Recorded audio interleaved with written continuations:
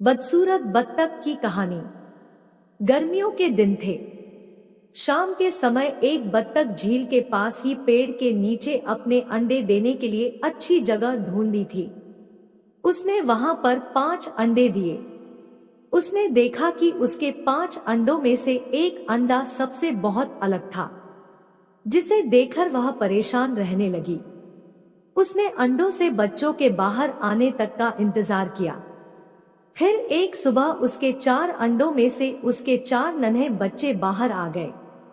वो सभी बहुत सुंदर और प्यारे थे, लेकिन उसके 5वें अंडे से अभी तक बच्चा बाहर नहीं आया था।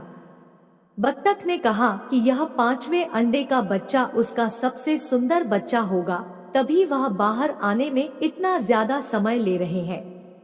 एक सुबह वह 5वां अंडा भी फूट गया। उसमें से एक बदसूरत बत्तख का बच्चा निकला। बत्तख का यह बच्चे अपने बाकी के चारों भाई बहनों से बहुत बड़ा और बदसूरत था। यह देखकर बत्तख माँ बहुत उदास हो गई। उसे उम्मीद थी कि शायद कुछ दिनों बाद वह बदसूरत बत्तख भी अपने भाई बहनों की तरह सुंदर हो जाएगा। कई दिन बीत जाने के बाद भी वह बत्तख बदसूरत ही रहा। बदसूरत होने की वजह से उसके सारे भाई बहन उसका मजाक भी उड़ाते थे और कोई भी उसके साथ नहीं खेलता था। वह बदसूरत बत्तख का बच्चा बहुत उदास रहने लगा।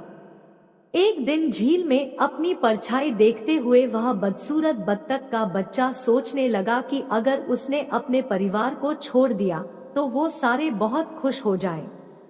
वह किसी दूसरे जंगल में चला जाएगा। यही सोचकर वह किसी घने जंगल में चला गया। जल्द ही सर्दियों के दिन आ गए। हर तरफ बर्फ की बारिश हो रही थी। बदसूरत बत्तख के बच्चे को ठंड लग रही थी। उसके पास खाने पीने के लिए भी कुछ नहीं था। वहां से वह एक बत्तख के परिवार के पास गया। उन्होंने उसे भगा दिया। फिर वो एक मुर्गी के घर गया। मुर्गी ने भी उसे चोंच मारकर भगा दिया। उसी रास्ते में उसे एक कुत्ते ने देखा, लेकिन कुत्ता भी उसे छोड़कर चला गया। बदसूरत बत्तख उदास मन से सोचने लगा कि वह इतना बदसूरत है कि कुत्ता भी उसे नहीं खाना चाहता है।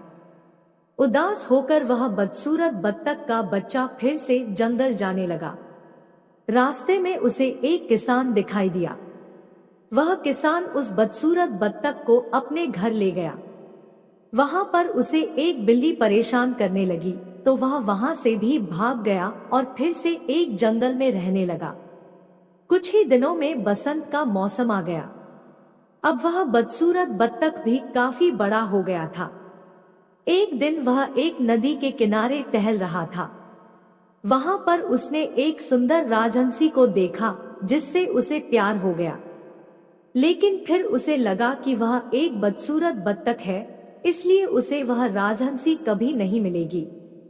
शर्म से उसने अपना सिर झुका लिया। तभी उसने नदी के पानी में अपनी परछाई देखी और वह हैरान हो गया। उसने देखा अब वह बहुत बड़ा हो गया है और एक सुंदर राजहंस में बदल गया है। उसे यह एहसास हो गया कि वह एक हंस है। तभी वह अपने बाकी के बत्तख भाई बहनों से काफी अलग था। जल्द ही उस बदसूरत बत्तख से राजहंस बने उस हंस ने हंसनी से शादी कर ली और दोनों खुशी खुशी रहने लगे। कहानी से सीख, सही समय आने पर हर कोई अपनी सही पहचान कर सकता है। तभी वह अपने गुणों को पहचान कर अपने दुखों को दूर कर सकता है।